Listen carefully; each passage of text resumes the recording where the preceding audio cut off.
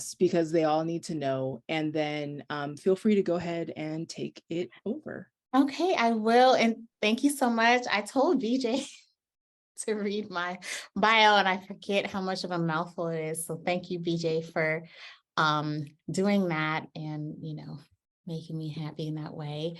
So this is a presentation that I created when my nerves were really bad. Okay. So it's called My Nerves Are Bad. And I'm going to explain a little bit about the euphemism of that expression, the idiomatic expression, and just this is all about managing stress and anxiety in a modern world. So thank you so much for being here today. So first of all, I do want to say that I love interacting with people. So as much as I'm going to leave a little bit of time at the end for some questions once we conclude. But if there's things coming up for you, I want you to put them in the chat, or you can come on the mic. You can grab the mic and let me know what your thoughts are, reflections, questions, and also I'm going to be asking you things. So please, please, please put things in the chat. Like I'm going to be checking in with you. So if it's easier or more affirming for you to stay on the keyboard, that's cool. I also love to see you, love to hear from you if that is comfortable as well. So today, our objectives are, when you walk away from this presentation, this is what I want you to walk away with. Identify current sources of stress and anxiety within yourself, within your life. Recognize current rituals and opportunities for growth. Discover how our nervous system is connected to our emotional and mental health, and explore new ways of grounding and self-soothing. So this is my offering for you today. So thank you so much for showing up today and being here. So about me, I know VJ just gave this beautiful bio of mine, but in a nutshell, my name is Angèle. I'm also known as Hoodoo Hussy. That's my performer name and my moniker. I use she, her, they, them pronouns. I currently reside in Durham, North Carolina on Lumbee land. I'm a dietetic intern, a clinical nutrition grad student, food scholar and enthusiast, urban gardener, spiritual herbalist, avid cook, and my ancestors' pride and joy. So thank you for coming today to reflect and witness with me. And this is me in my other pride and joy, which is being with the plants and gardening. So it's my happy place. So before we really get started, I would like to just do a little grounding, a little breath work, so we can all breathe and come together in this experience. So wherever you are, whatever it is, if you're able to put both feet on the ground flat, that's great, but please do something that feels accessible and comfortable to the body that you're in. I like putting my hand over my heart and the other hand on my solar plexus, but we're going to do some breath work. We're going to do 5 series of breaths. We're going to inhale for 5, hold for 5, and then exhale for 5. And we're going to do that 5 times. And we're doing a 5-5-5 today, and that is not by mistake. There is no accidents. That's what we're doing today to really invoke the beauty and the presence of this experience. So if you could please close your eyes if that feels comfortable too. I like to close my eyes. I'm going to do that. I'm going to count it off for you, and you can just follow along with me. So inhale for 5. Hold for 5. Exhale for 5. Inhale for 5. Hold for 5. Exhale for 5. Inhale for 5. Hold for 5. Exhale for 5. 2 more. Inhale for 5. Hold for 5. Exhale for 5. Last one. Inhale for 5. Hold for 5. Exhale for 5. Slowly return to your normal breathing. Open your eyes if you had them closed. Let's just be present and get into this moment and just lean into our gratitude for being here together. So I want to check in with y'all today. So we could put this in the chat and I'll just go in the chat and read it off as it comes. How's your heart today? What is going on in the heart space? How are you feeling? Tap into that. Tap into that heart chakra space. And if anybody wants to put in the chat how they're feeling, I mean, I guess I can lead by example. How's my heart today? My heart is really tender today. Really, really tender today. Feeling very, very raw today, but hopeful. And right now, Spirit is telling me that it can't rain forever. And so that's the hope in my heart right now. So let's see what y'all have. Hey, BJ saying relax now. I was mad tight in the chest and shoulders before. That's wonderful. Great. Sleep okay, but hopeful as well. Wonderful. Does anybody else want to share what's in their heart space? Worry for family and friends in Florida. Yes, absolutely. I did hear about the hurricane coming through. Maria says a bit anxious. Okay. And we're going to get into all the ways that we can help to express and release that anxiety that lives in our body. Stressed, but hopeful that things will get better. Kristen is saying tense, but hopeful that by the end of this presentation, I will be relaxed and more self-aware. Amen. Ashe, may it be so. Yes. Stress, preparing for the hurricane in Florida, sending many, many prayers and so much love to you, Kaylee. I hope that you and your family and your loved ones are safe. A bit impatient and stressed. I understand, definitely. Tender, but optimistic. Thank you, Yash. Okay, I think that might have been everyone. So I know some of you already identified the points of stress and anxiety. You don't necessarily have to share them, but can you tell me if you know where the stress and anxiety is coming from if you're currently experiencing it? So Shalimar says, reflection on self can bring back a lot of distress, but I look forward to change for the better. Ashe. Okay, wonderful. So yes, so that next prompt that I had was just, do you currently know where your stress and anxiety is coming from if you're experiencing it? Knowing is half the battle. And I'll get more into that a little bit later in the presentation, but sometimes we feel a way, we're feeling stress, we're feeling anxiety, and we're not quite sure what part of our life, what part of our mind it's coming from. And if we can identify that, then we can find ways to manage it. We can find ways to mitigate it. It may mean we have to walk away from certain things, walk away from certain people. So we'll get more into that later. But okay, I don't see any responses to that. Let me see in the chat. When I can't explain my feelings or can't express what's going on inside. Okay, so that's a point of stress for you. Absolutely. When you're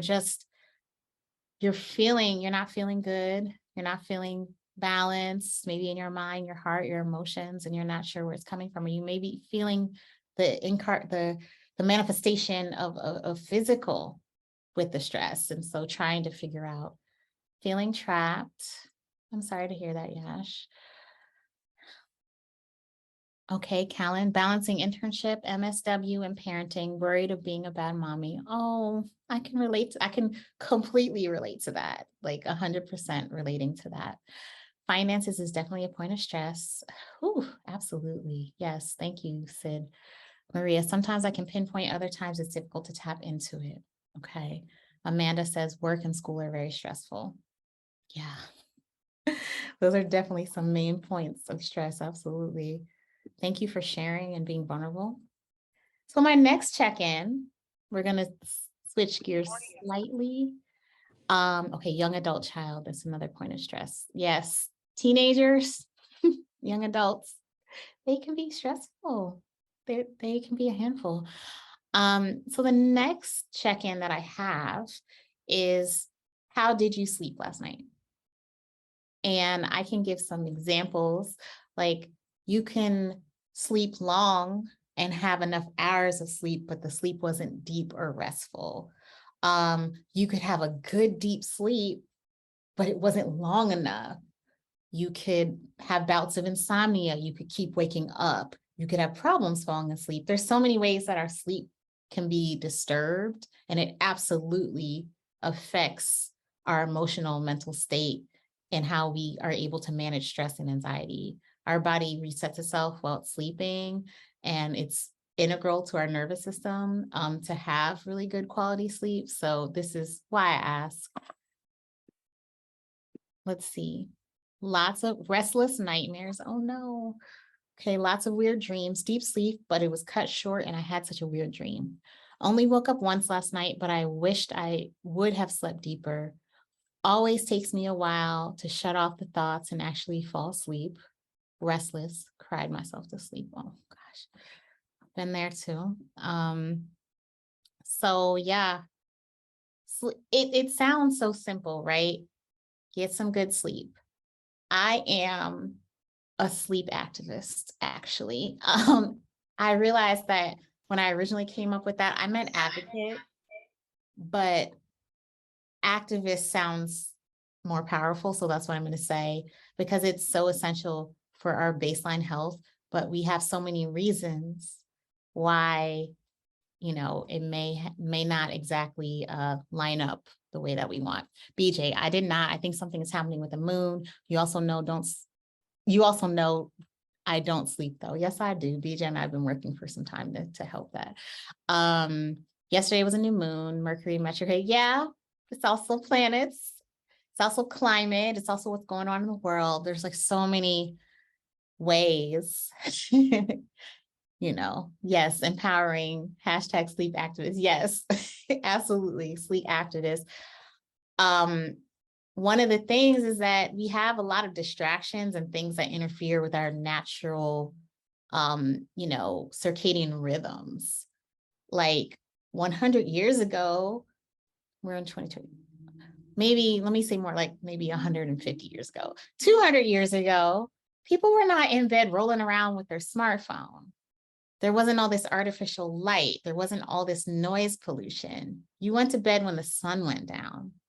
And actually, back in the day, people didn't just sleep, try to sleep for 8 hours. They had first sleep and second sleep because they would get up in the middle of the night after having slept for some time after the sun went down. And they would go pray or go visit their neighbor or, enjoy, sexy times or something like that. Like, our current way that we think of sleep is not even what everyone was doing for some time. So the Mercury retrograde is opposing the Neptune retrograde, which probably explains the weird dreams.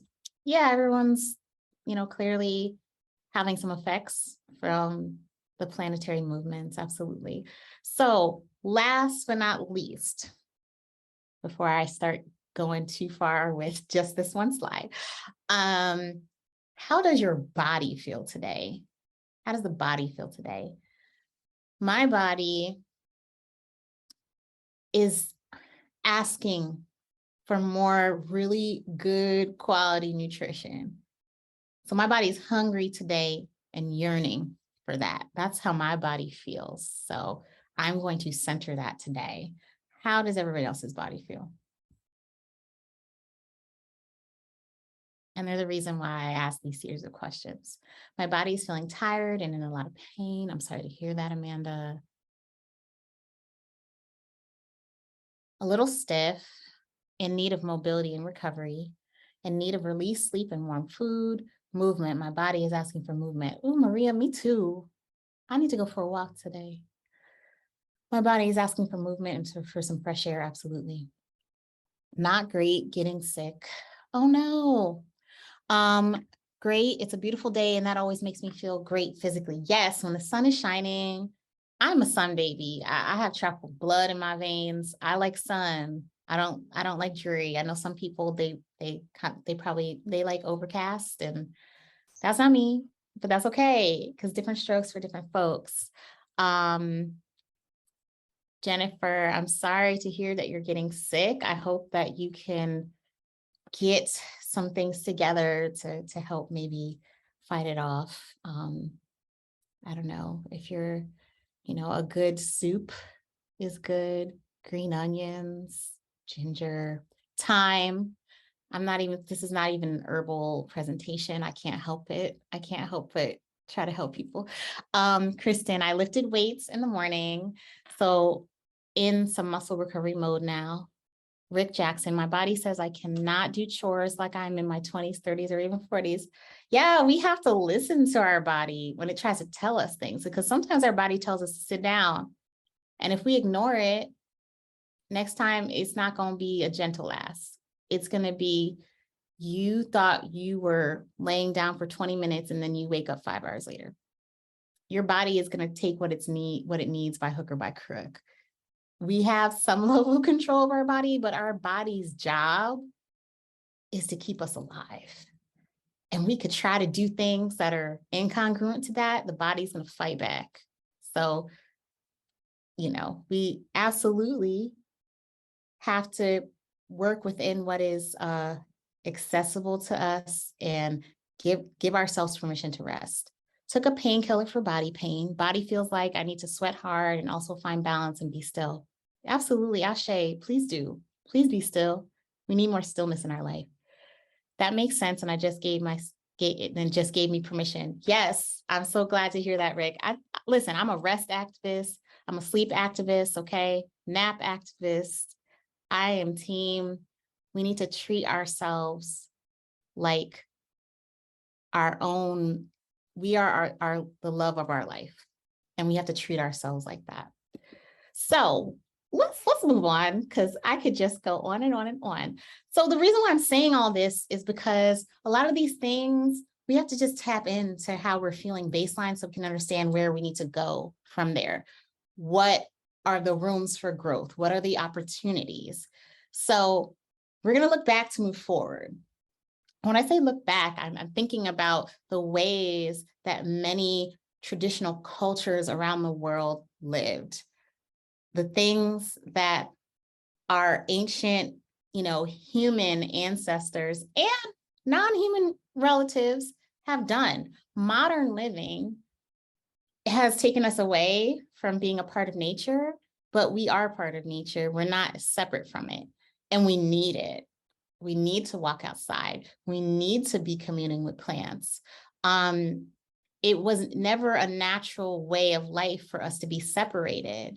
And because of our lifestyles that we have, and some of us have jobs that keep us inside all the time, we need to be with the animals, the trees, the plants, the rocks, the water.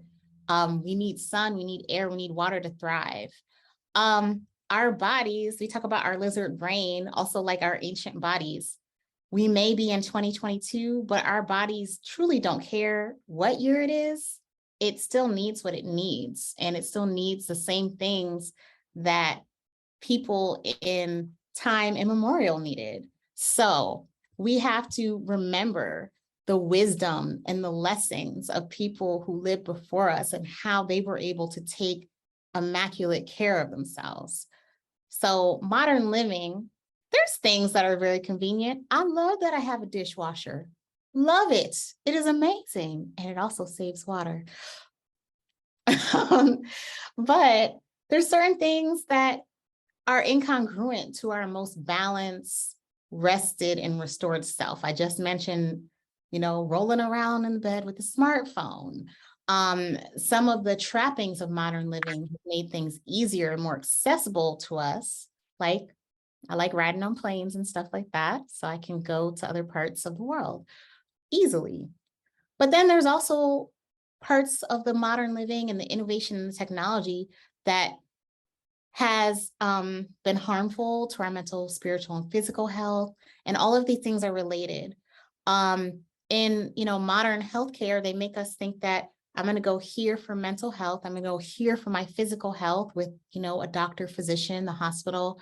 And then my spirituality is over here, and I'm going to do these in these other spaces, but it's all related. We're all one being in this body. The body is a reflection of our emotional and our spiritual state. And if we are emotionally imbalanced, that can manifest in our physical health. So we want to be mindful in all the ways that we are considering how to be our healthiest and our best self. So, we really need to look back to some of the traditional methods that seem so simple. Like, okay, I'm an older millennial, like Lauryn Hill saying, it could all be so simple, but you rather make it hard. Like, that's literally like the line for the way that many people are living their lives, because it should be so simple, but because of modern living and technology and the lifestyle of living, in late stage capitalism and, industrialized society, sometimes it can be very, very hard to get back to the middle and get back into balance. So we're going to talk about some rooms for growth and some opportunities. And if there are things that you also do for yourself, I invite you to put them in the chat as we're moving through this presentation. So, stress and anxiety. The reason why y'all came today, you want to hear about this. I'm done with the contextual stuff for the most part. We're going to get right into the nervous system. So this is a system that manages both our involuntary and voluntary activities throughout the body. I mean, we just did some coordinated breathing, but normally we're not thinking about breathing. I'm not thinking about it right now. It's just happening. I'm talking, it's happening. Walking, talking, breathing, digestion, sweating, feeling, both feeling and feelings, our brain function, everything, the way we connect to our higher self, nervous system. So imagine if your nervous system is fried. Imagine if whatever is going on is tap dancing on your absolute last nerve, another idiomatic expression. See, people weren't, even, I want to say even maybe 20 years ago, people were not openly talking about mental health.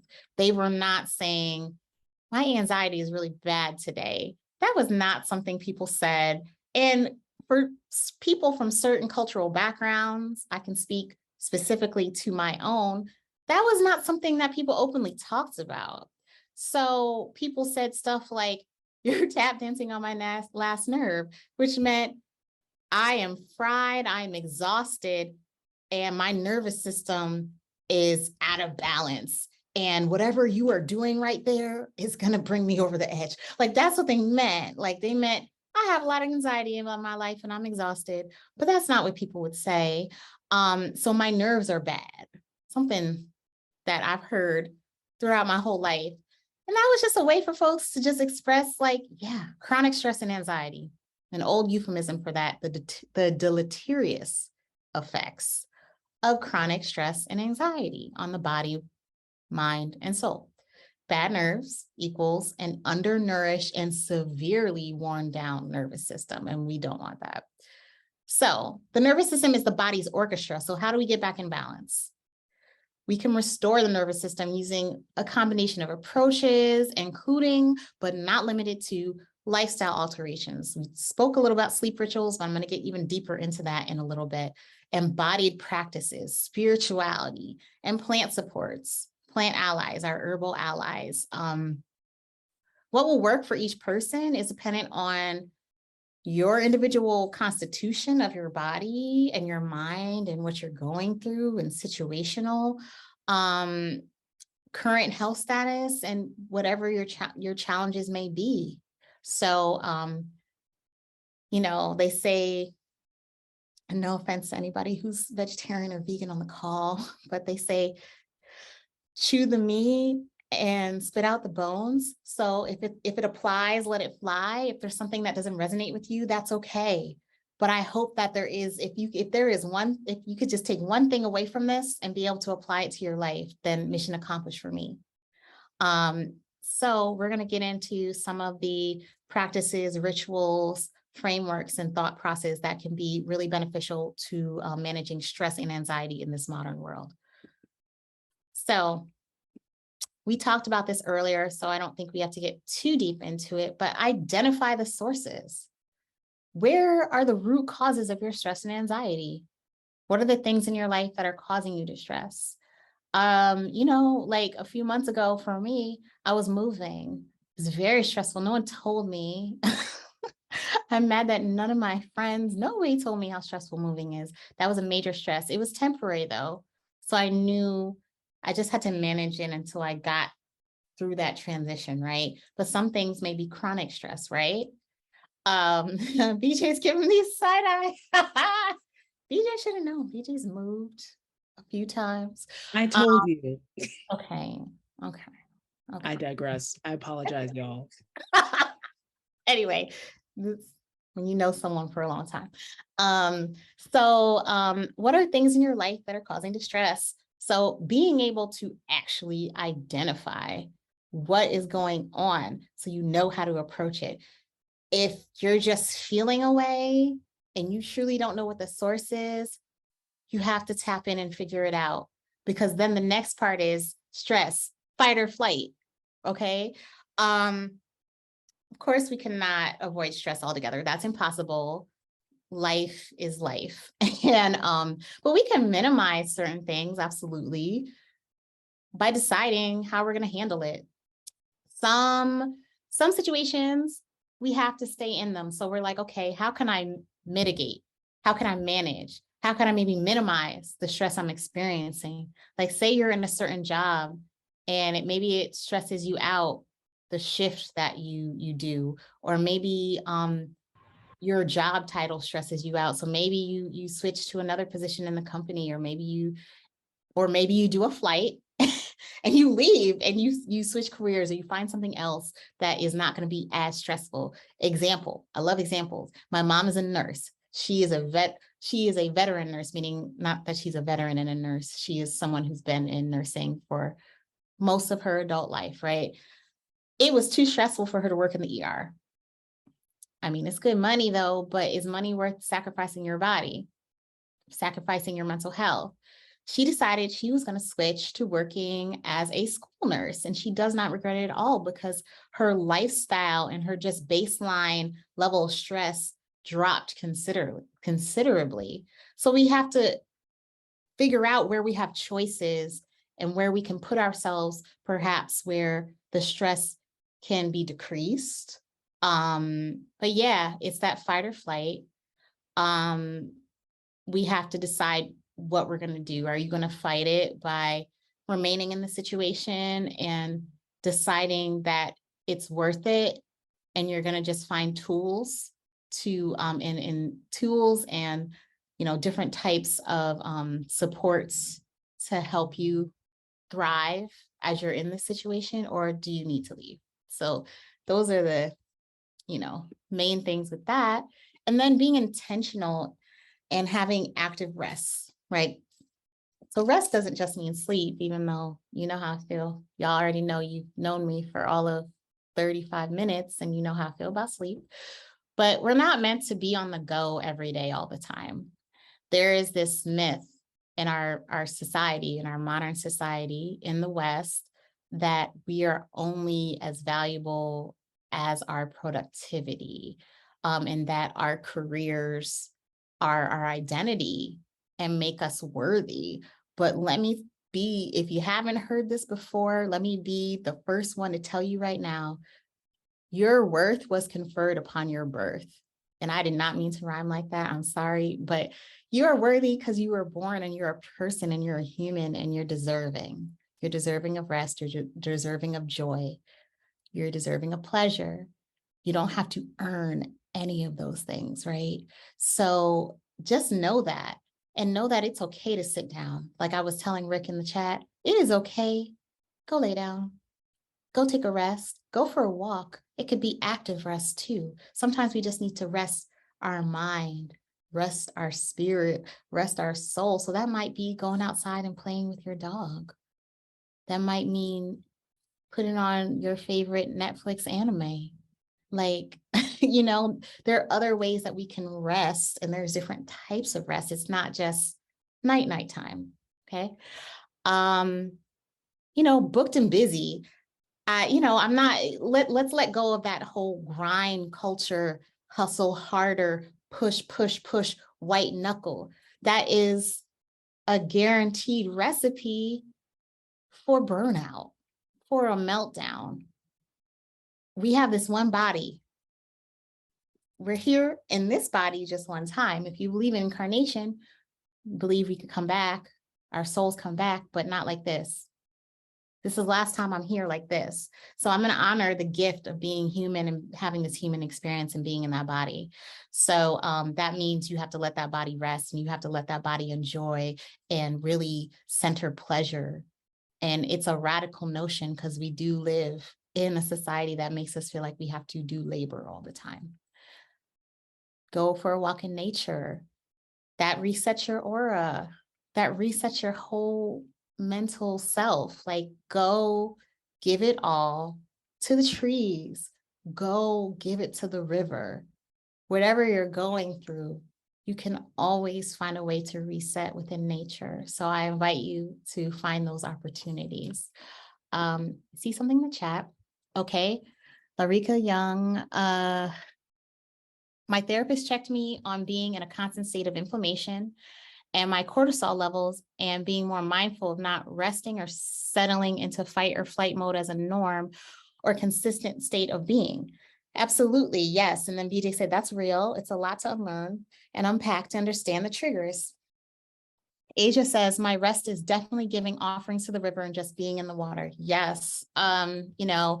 My favorite bodies of water are river and ocean, but yeah, bring your worries, lay them down at the water, let that, and if you can get in the water, it's safe and it's clean enough.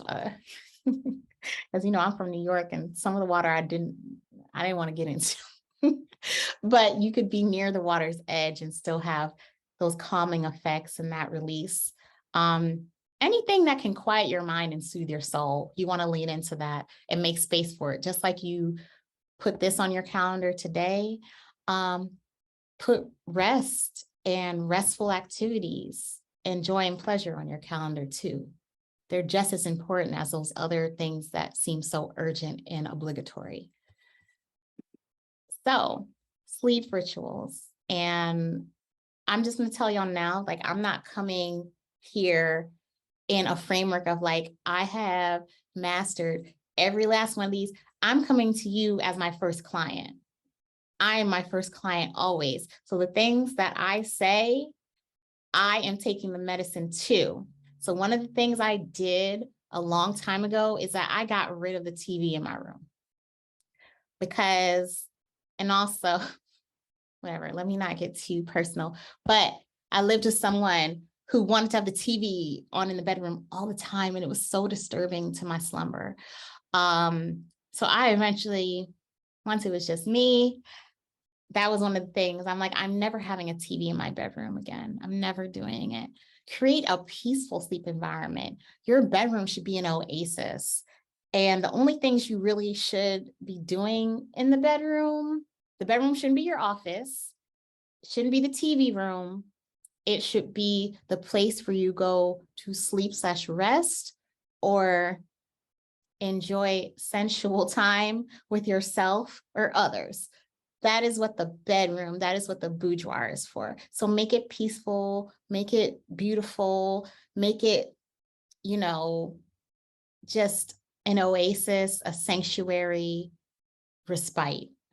When it's time to kind of sort of wind down for the evening, lights low. And then when it's time to sleep, lights low or lights out. I know some people may not want to sleep completely dark. I'm that person because I stayed in an Airbnb or like a rental one time where there was no window.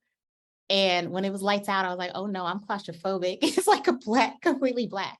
But my bedroom now, you could see, some light coming through. So, that's comfortable for me, but lights low at least. And something that can really support easing anxiety and the anxious mind and the stress. If you were somebody who you lay down and your mind is going, like consider having some lighter colored sheets, okay? White, cream, just lighter colors, right? Make sure your bed is really comfortable. Invest in really comfortable pillows, things that are going to really get your body to really come all the way down. Another thing that you can consider in your sleep rituals is taking a relaxing bath or doing a spiritual bath before bed. So for those who may not be familiar with spiritual baths are you either have, lay in the bath in the tub, or you can pour it over yourself. It's basically you prepare a tea or infusion of herbs and roots and different, usually plant materials.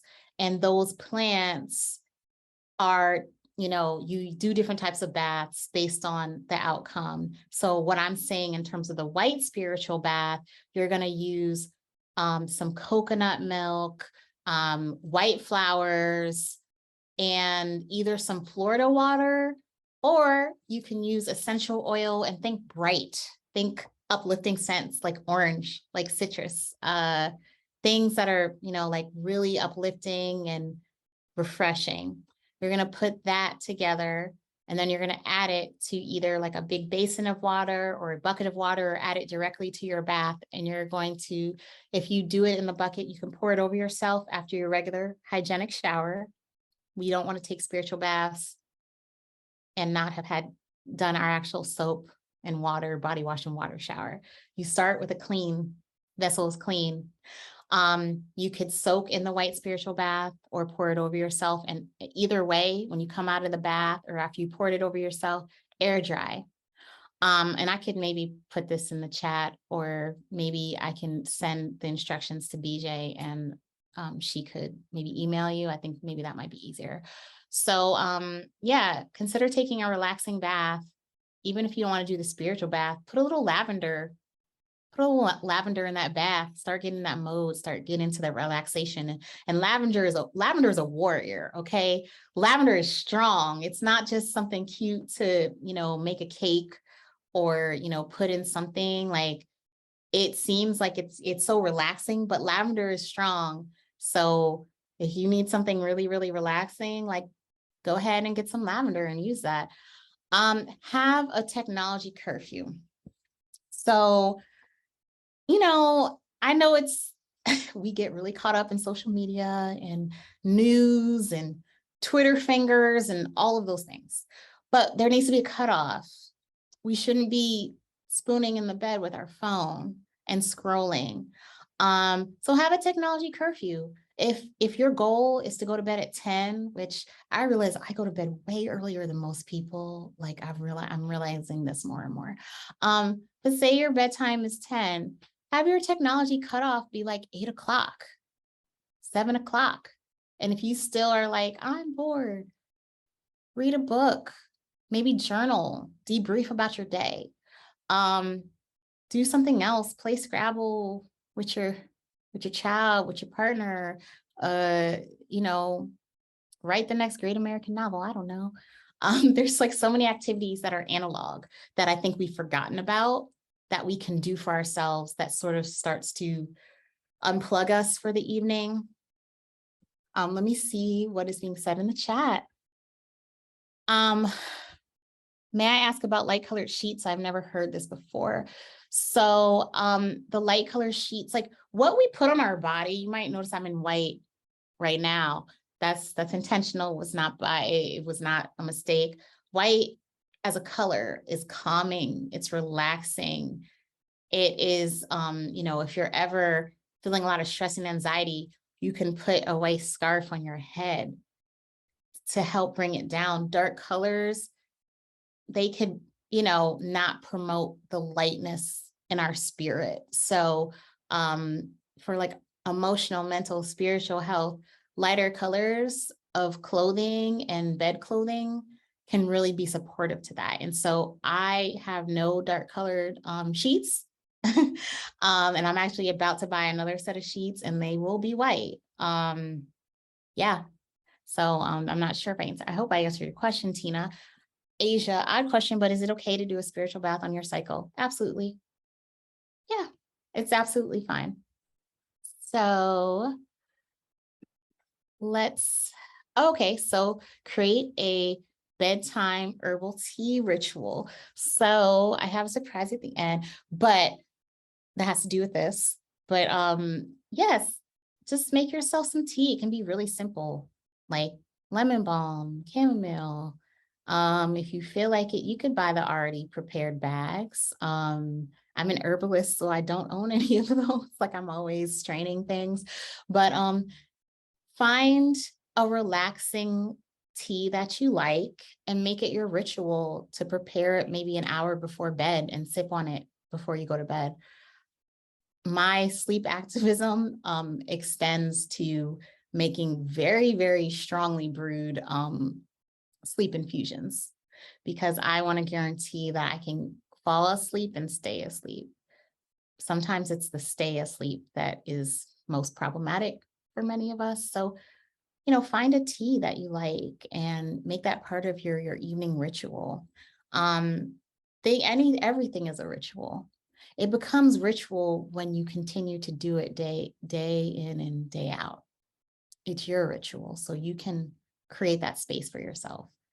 So as you're falling asleep, I know that we know that the new moon and the planets affect how we sleep, but in general, as you're falling asleep, you can ask your guides, you can ask your ancestors to support you and to give you, if you want more clarity on something or you want more understanding about something in your waking life, you can ask to be shown that in your dreamscape.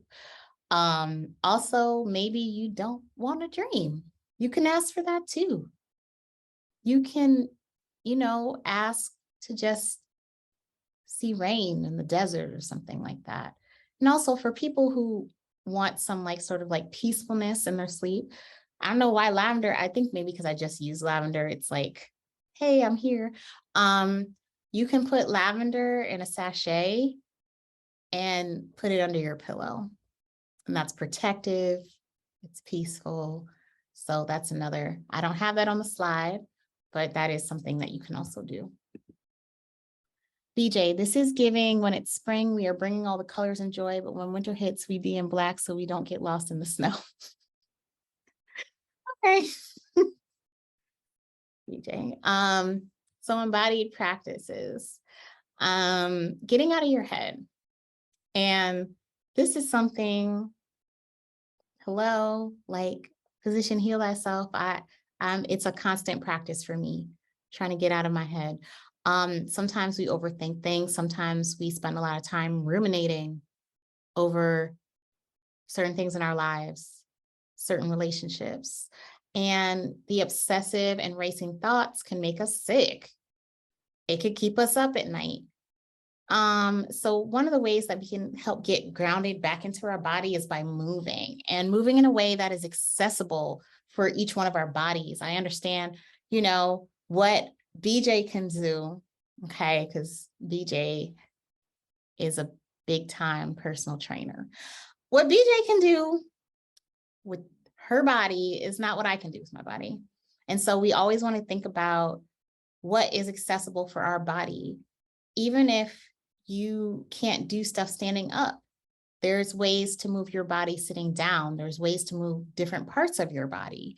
But there are just many opportunities to get grounded again in this earthly vessel. And the movement of the body supports the distribution of our lymph. Okay, heard of lymph nodes? Our lymph. And that is essential to our healthy immune system. So, and the physical movement also supports our digestion. So, sometimes like we're in stress and things like that, and maybe we haven't been moving as much, and like my stomach hurts, you have indigestion, you feel, things are not flowing. Movement can help that. And so during like chronic periods of stress and anxiety, both our immune system and our GI tract can suffer. So when I'm talking about managing stress and anxiety, it affects us from head to toe. So that's why it is so essential to get into these practices and rituals that can be supportive to our health. So reconnecting with self. So some just sort of real world examples, self-massage, like remembering that you're a person and just, honoring this body taking some warm oil. I personally love like jojoba oil. I love almond oil. Put a few drops of rose essential oil in there, and it's just romance yourself, right? It's really good to do self-massage to get back connected when we might feel like we've disassociated somewhat. Dance in nature. Um, get outside, let your lungs fully inhale that fresh air and dance, let go. Prepare or have a meal because, if you don't get busy in the kitchen, that's okay. It takes all kinds.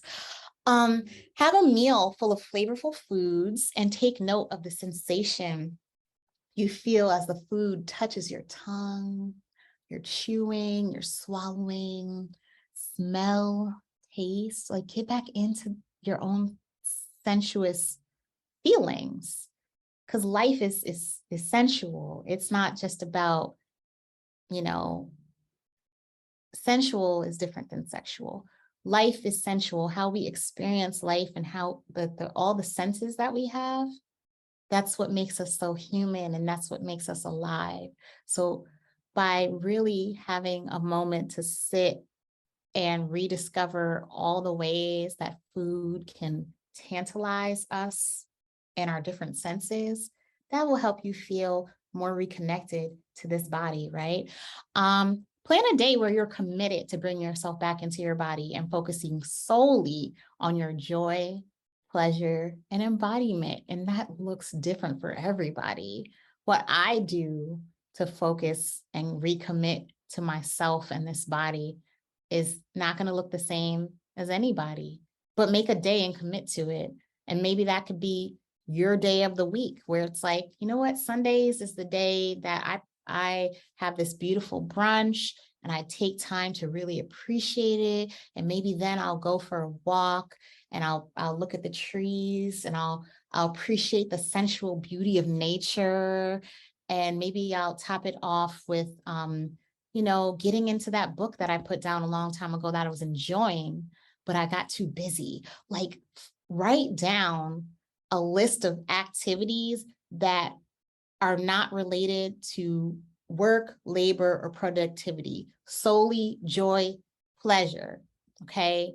Write down those activities that have nothing to do with your livelihood or how you may make money or a business idea. Write down the things that truly make your soul sing and dedicate a day to doing some of them, okay?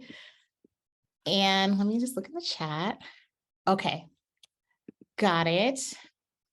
And so, I'm over here preaching and running out of time, but soul nourishment quickly. A lot of what we feel, the stress that we feel or anxiety could be related to past things.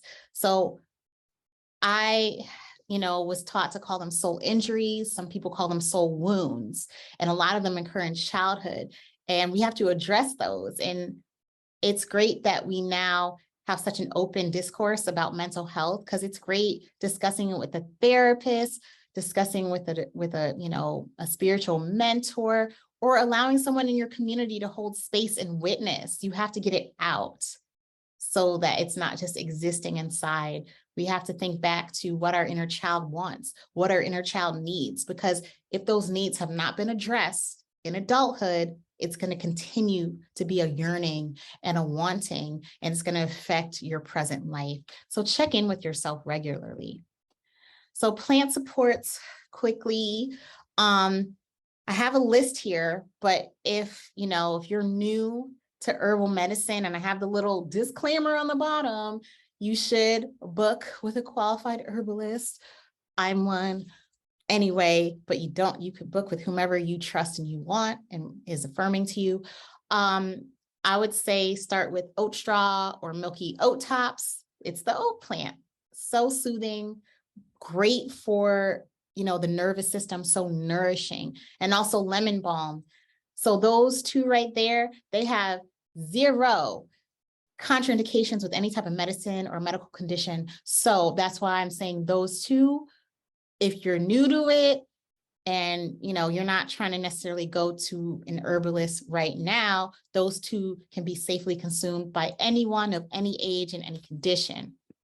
I had to include food because I am going to be a registered dietitian with a master's in clinical nutrition. So the food part, dark chocolate, almonds, bananas, oats, remember oats, probiotic foods, salmon, berries, spinach, pumpkin seeds, avocado, walnuts, all great for our balanced mind and relieving stress and anxiety. And so I probably will send this to BJ too, along with the white bath recipe. This is my favorite herbal tea. Anybody who comes over my house, anybody who would come to the garden to see me, they got to drink this.